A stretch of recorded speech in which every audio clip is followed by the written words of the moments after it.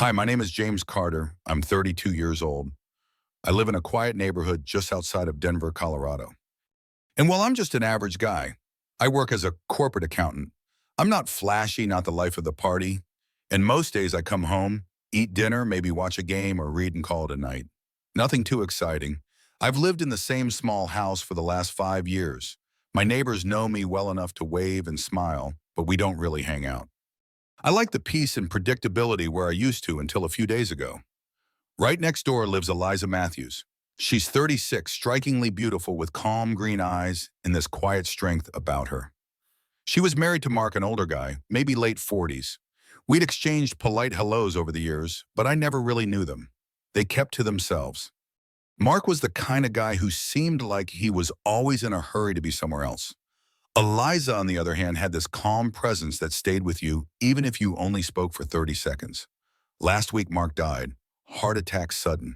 It was all over the neighborhood in hours. I didn't go to the funeral. I didn't feel it was my place. But the next day, literally the day after they buried him, Eliza knocked on my door. It was around 4 in the afternoon. I was working from home, still wearing my hoodie and sweatpants. When I opened the door there, she was standing on my porch in a long black coat. Her hair was pulled back, eyes red and tired, and she held a small cup of something, maybe tea or coffee. "Hi, James," she said softly. "Do you mind if I come in for a minute?" Of course I let her in. I offered her a seat on the couch and made some tea. I didn't ask questions. I figured she'd talk when she was ready. She sat with her hands in her lap, just staring at the steam rising from the cup. After a long silence, she finally spoke. "It's too quiet next door," she whispered. "I thought I could handle it, but I don't want to be alone right now." I nodded. I told her she didn't have to explain. We just sat there for a bit, sipping tea, letting the silence fill the room. It wasn't awkward. It actually felt comfortable. After a while, she started talking about Mark, about how things weren't perfect, about how in the last couple of years they'd grown distant, how sometimes she felt more like his roommate than his wife. She wasn't crying. It was more like she was letting the truth leak out slowly, like water through a crack. She looked at me and said, "I know it sounds awful, but part of me feels like I've already grieved this before, like I lost him emotionally long before I lost him physically."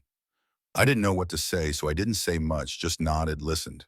That's all she seemed to need.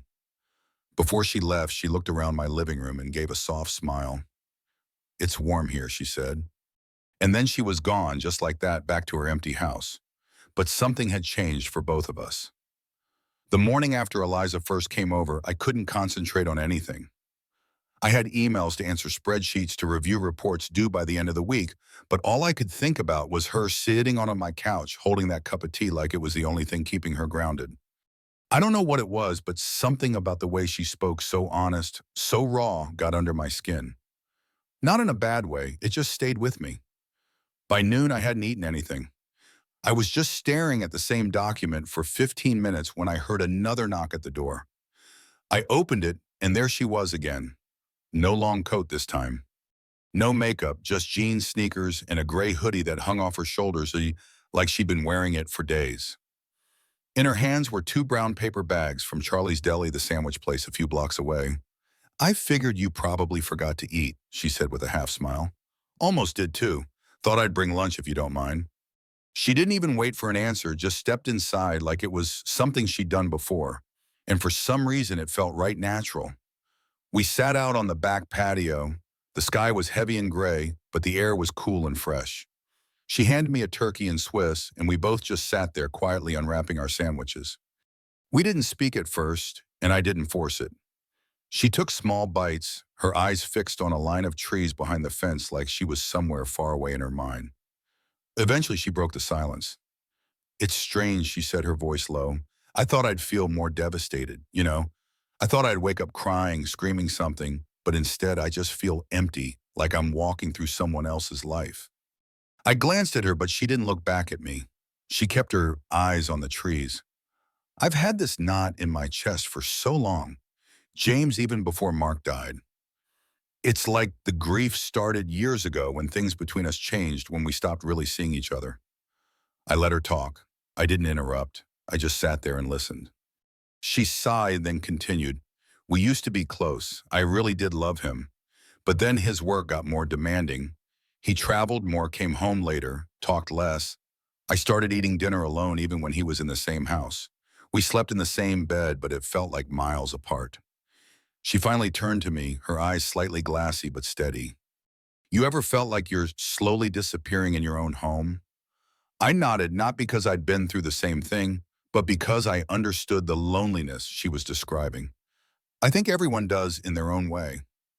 There was a pause, then she gave a soft, almost embarrassed laugh. I'm sorry, I didn't mean to dump all that on you. I just didn't know who else to talk to. You don't have to apologize, I said. Sometimes you just need someone to sit with. She gave me a look, then grateful, maybe even a little surprised. For the next hour, we just talked. Not about Mark anymore, not about grief. We talked about little things, movies, our favorite coffee shops, how she once adopted a cat that ran away a week later. I told her about the time I accidentally sent a company-wide email with a typo in the subject line that said pubic announcement. She laughed hard at that one, and for the first time, she looked like someone who still had joy left in her. At one point, I felt her hand brush against mine on the patio table. It stayed there for a second, just long enough for both of us to notice, before she pulled it back gently. Her face changed, a little flicker of guilt maybe, or confusion. I should go, she said suddenly, standing up. This is probably too soon. I don't want you to think I'm using you as some kind of emotional crutch. I stood too. You're not, I mean that. She hesitated at the door. I just didn't want to be alone today. I nodded. Then don't be. Anytime you need to talk or not talk, I'm here, Mohim. There was something heavy in the silence that followed, like neither of us wanted to name what was happening, but we both felt it, a shift, a warmth, a closeness neither of us expected. She nodded slowly. Thanks, James. Really. Then she stepped outside and walked across the grass to her house. I watched her go. Her arms crossed over her chest hair, caught in the breeze. Something had changed. I couldn't explain it, but I knew we had crossed a line. Nothing physical had happened. No kiss, no embrace. But still something unspoken had started between us, and it wasn't going away. The day started off quietly. It was a cloudy morning, and the kind of heavy air that usually meant rain was hanging low outside. I sat at my kitchen table with a lukewarm cup of coffee in my hand, trying to get through some emails, but nothing was really landing. My mind was drifting constantly, circling back to Eliza. It wasn't just the fact that she came over again yesterday, it was how it felt when she was here. Her presence stayed with me longer than I expected. I couldn't get her words out of my head or the way she looked at me with this mix of loss and familiarity. And then there was that moment, just a small brush of her hand on the patio table, but it stuck with me like something much bigger. Sometime after lunch, I walked over to the window that faced her backyard. I wasn't checking to see if she was there, at least that's what I told myself. But there she was, standing near the edge of her porch, arms wrapped tightly around herself like she was trying to hold something in.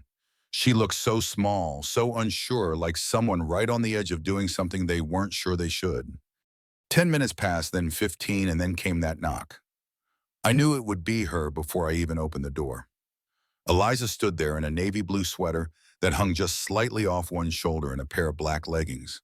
No makeup, no jewelry, just her. She looked exhausted, but her eyes had this quiet intensity, like she'd been thinking hard about something. Can I come in? She asked softly. Yeah, I said, stepping aside without hesitation. She walked past me into the living room like she had the day before, but slower this time, more hesitant, like she was unsure she should be doing this. I didn't rush her. I just stood there for a second, watching her scan the room like it might give her some kind of answer. I wasn't planning to come, she said after a moment. I've been going back and forth for the past hour, but I didn't know where else to go. You don't need a reason, I said gently. Eliza moved toward the couch and sat down, curling up on one side like someone who needed to feel small for a while. I sat across from her, giving her space. It was quiet for a bit, just the distant hum outside and the ticking of the old wall clock. I don't know how to be alone, she said, finally breaking the silence. I went from living with my parents to living with Mark. That's all I've ever known. There was always someone. Now it's just me. I nodded slowly. It's a hard adjustment. She exhaled. The thing is, I felt alone for a long time even before he passed. It's like I was mourning the end of us before he was even gone. Her words were heavy, and I could tell she didn't say them lightly. I leaned forward, resting my elbows on my knees. That kind of loneliness is brutal, I said. It's different when someone's there physically, but emotionally not really with you. She looked at me, then directly her voice lowered. Do you think it's wrong that I don't feel guilty being here? I don't feel guilty talking to you like this so soon. I didn't rush to answer. I wanted to be careful with my words. No, I said, I don't think there's a clock for grief or a connection. Sometimes people come into our lives when we need them most. That doesn't make it wrong. Her eyes softened like she'd been holding her breath, waiting for me to say that. I just didn't expect to feel drawn to someone right now, she whispered. Neither did I. Then she looked down at her hands playing with the hem of her sleeve. I don't want to go back there tonight. Not because I'm running away, but because I can't sit in that house again. I feel like I'm going to suffocate. I could tell she meant it. It wasn't drama or exaggeration. It was a woman reaching the limit of what she could carry on her own. You don't have to explain, I said quietly. If you need a place to breathe, I'll make up the guest room. Eliza blinked, quickly fighting off tears. I didn't expect you to say that. You're not alone, Eliza. She nodded slowly, and for the first time that day, a tiny smile touched her lips. Later, I pulled clean sheets from the closet and fixed up the spare room while she sat in the living room, sipping the chamomile tea I made. We didn't talk much. The silence felt natural, comforting even. Before heading to bed, she came to me again. No drama, no rush, just a quiet closeness. Thank you, James, she said softly. For this, for not asking too many questions, for making me feel like a person again. Then she stepped forward and hugged me. It wasn't romantic. It wasn't rushed. It was human. Her head rested gently against my shoulder, and I held her with both arms steady and calm. It was the kind of hug you don't forget. When we finally let go, she whispered, "Good night," and then she disappeared down the hall into the guest room. I stood there for a moment alone in the quiet house, still feeling the warmth of her touch. And for the first time in a long while, I realized something had changed. I didn't sleep much that night, not because anything happened. Nothing did, but just I was aware. Aware that Eliza was in the room down the hall, aware of the weight she was carrying, aware that this wasn't just a neighbor crashing on my couch. This was a woman who just buried her husband, who now, for reasons she might not even fully understand, chose to spend the night in my home. The walls felt thinner, every sound seemed louder, and my thoughts wouldn't stop spinning. I kept thinking about how she hugged me. It wasn't romantic. It wasn't dramatic. It was just deeply human, honest. That kind of hug you don't forget, not because of what it might mean, but because of how needed it felt. When the sky finally started to lighten, I got out of bed. The house was silent. I moved slowly, didn't want to wake her. I brewed a pot of coffee and stood by the kitchen window, holding the warm mug with both hands, watching the soft morning light spill over the backyard fence. About 20 minutes later, I heard her footsteps, soft, cautious, like she wasn't sure if she was intruding. She appeared in the hallway wrapped in a light gray blanket from the guest room. Her hair tousled, her expression calm but tired. Still beautiful, but in a different way now. More raw, more real. "Morning," she said quietly. "Hey," I said with a small smile. I made coffee. She nodded, stepped into the kitchen, and took the mug I handed her. We stood there for a while, not talking, just sipping. There was something about that silence. It wasn't awkward. It was restful. Eventually, she sat down at the table, pulling the blanket tighter around herself. She looked out the window for a long moment, then said, "I have no idea what I'm doing." I sat across from her. "I don't think you're supposed to, Eliza. You're figuring it out 1 minute at a time. That's enough." She nodded slowly. I keep thinking about how it felt yesterday, sitting here talking, breathing even. It felt like I got a tiny piece of myself back. Then she looked directly at me.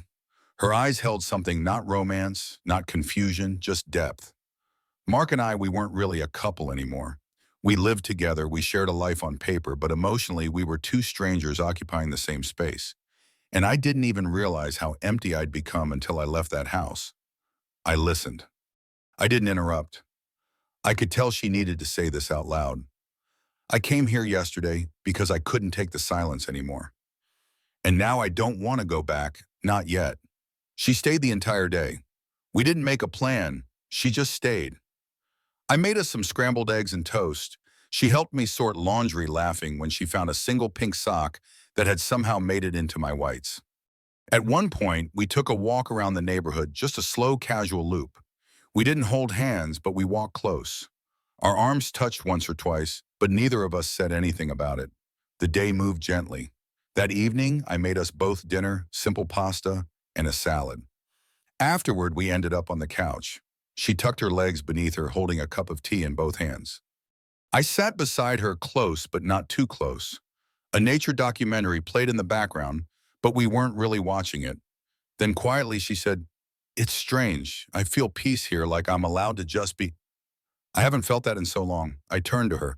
"You don't have to rush anything. There's no script for this." She looked up at me. Her eyes searched mine for something, permission, maybe understanding. "Do you think it's wrong that I don't feel bad about being here?" she asked. "No," I said gently. "I think you're doing what you need. That's not wrong." Her head leaned against my shoulder. I let her rest there. My arm found its way around her. Not forceful, not suggestive, just steady. And then something shifted. She looked up at me, our faces closer than they had ever been. Her eyes lingered. I could feel her breath. And slowly, tentatively, she leaned in. Her lips met mine softly, carefully, like a question she wasn't sure she should ask. We kissed just once. Nothing rushed. No fireworks, just connection. Two people trying to feel something that wasn't pain. She pulled back. "I'm sorry, you don't have to be," I replied, my voice quiet. We didn't kiss again. She leaned into me, again this time resting against my chest, and we stayed like that for what felt like an hour. Quiet still, something had changed, and neither of us wanted to say it out loud. I think at the time I didn't really understand how deep the connection had grown between us until much later. In the beginning, we were both just two people figuring out how to live with the circumstances we'd been handed. But as the days passed, something about the simplicity of our shared moments, those morning coffees, the quiet evenings together, began to feel like something more, something real. It wasn't sudden. It wasn't dramatic. It was just a gradual shift. After that quiet night when Eliza had come over and we shared that one kiss, gentle, hesitant, as though it were a question neither of us was sure we were ready to ask, we didn't immediately rush into anything. In fact, after that night, we stayed in our own spaces, both of us needing time to think, to process what had just happened. But it wasn't awkward. It was just natural. Neither of us were ready to dive into anything too quickly. We both needed to go at our own pace. For the next few days, Eliza stayed in her own house. She said she wasn't ready to leave it behind, and I understood. She needed to face it, clean it, sort through the memories that still lingered in the walls. But she came over every day just for coffee, for conversation, for comfort. The grief was still there, heavy on her heart, but there was a sense of quiet companionship growing between us, one that didn't require any grand gestures or overwhelming confessions. I'd make coffee in the mornings, and we'd sit on my couch, sipping it quietly, sharing her thoughts. Sometimes she'd cry. Sometimes she'd laugh at something stupid I said, like when I spilled the coffee on the table and made some ridiculous attempt to clean it up, only making it worse. I found myself smiling more. Something about her presence brought me back to life slowly and steadily. And in turn, she was changing too. I could see it. Her eyes were no longer just filled with sorrow. They started to hold something else. She began to smile more, even if it was just a little at first. Her laughter came more freely. She started talking about the things she had forgotten, things she enjoyed before everything had fallen apart. I could see her finding herself again bit by bit. It wasn't a rushed process and it wasn't easy. But each moment, each day we spent together, I could tell that she was healing. Not completely, grief doesn't work like that, but she was learning to live with it. And as time went on, I realized that I was learning how to do the same. Then one Saturday, about a month later, she invited me over to her house for dinner. I hadn't been there since that first night, and I could feel a knot of nerves tighten in my stomach. Her house, after all, was where it all started, the place she had lost, so much the place where her husband had once walked through the front door every evening. But she had asked me over, and this time it felt different. It felt like a step forward. I brought a bottle of wine. She cooked a simple dinner pasta, something light but full of comfort. We ate outside on her back patio as the sun dipped below the horizon. The evening air was cool, the kind of evening where you can just sit back and enjoy the stillness of the world around you. We didn't talk much during dinner. We didn't need to. The conversation was comfortable, like we had been doing this for years. There was no pressure, no expectation, just the soft sound of clinking forks, the quiet hum of a nearby street, and the occasional glance at each other when one of us said something funny. As the night stretched on, the sky darkened, and the soft light from the patio lamps cast a gentle glow between us. That's when she looked at me, a look that was different from before. It wasn't sadness in her eyes anymore, or uncertainty. It was something more steady, something more certain. "I think I'm ready," she said, breaking the quiet. Ready for what I asked, unsure where this was going. Ready to let myself move forward. I've been stuck for so long, Daniel and I didn't know how to get out of it. But when I'm with you, I feel like I can, not because of you exactly, but because you've helped me see that it's okay to move on, that I don't have to be defined by what I lost. Her words hit me harder than I expected. I didn't say anything at first. I just reached across the table, taking her hand in mine. It felt right natural. I didn't need to say anything. She knew I understood. I knew too. She smiled, then a real open smile, and I realized just how far she had come in such a short time. This wasn't just about her getting over the past anymore. It was about her finding something new, something unexpected, but something good. "I don't need to rush into anything," she continued, "but when I picture a future, you're in it, and that means something." It was my turn to smile this time with a bit of nervousness mixed in. "I don't need to rush either," I said softly. "We'll take it slow, but I want to be there with you, Eliza. I think we both deserve that." The silence that followed wasn't heavy. It was full of understanding, no more questions, just a shared certainty that whatever came next, we would face it together. From that point on, things were different. We didn't immediately jump into a whirlwind romance. We didn't need to. We took our time. We still spent quiet mornings together and long evenings talking or doing little things around the house. We enjoyed the simplicity of companionship. And as the days passed, we found ourselves leaning on each other more and more. We didn't rush, but slowly we both realized we had found something real, something worth holding on to. A few months later, after countless dinners and quiet nights, I found myself waking up next to her every day. It wasn't the loud, chaotic kind of love you read about in novels, but it was the kind that felt steady and true. It wasn't about grand gestures. It was about the small things, the shared moments, the quiet support. I was happy, and so was she. And that's how I knew it was the right kind of ending, the kind where both of us found a way to move forward, not forgetting the past, but not letting it define us either. And just like that, it wasn't just a story about grief anymore. It was a story about healing, about second chances. This story, shared through the Eva's Story channel, is a deeply moving narrative that captures the quiet beauty of human connection amid grief and healing. As a reader, I was immediately drawn into James Carter's world, an unassuming accountant whose predictable life takes an unexpected turn with the arrival of his neighbor, Eliza Matthews. The story's strength lies in its understated authenticity, portraying two people navigating loss and loneliness with raw honesty and tenderness. Eliza's vulnerability, coupled with James's patient, empathetic presence, creates a bond that feels both fragile and profound. The gradual progression of their relationship, from shared silences over tea to a tentative kiss, and eventually a steady companionship, is portrayed with such care that it resonates deeply. The narrative doesn't shy away from the complexities of Eliza's grief or the moral questions surrounding their growing closeness so soon after her husband's death. Instead, it embraces these nuances, inviting readers to reflect on the unpredictable nature of healing and connection. What stands out most is the story's emphasis on the small, everyday moments. Coffee in the morning, a walk around the neighborhood, a shared laugh over a typo that build a foundation for something real and lasting. It's a reminder that love and healing often emerge in the quiet spaces, not through grand gestures, but through presence and understanding. This story leaves a lasting impression, offering hope that even in the wake of loss, second chances are possible when two people choose to move forward one gentle step at a time.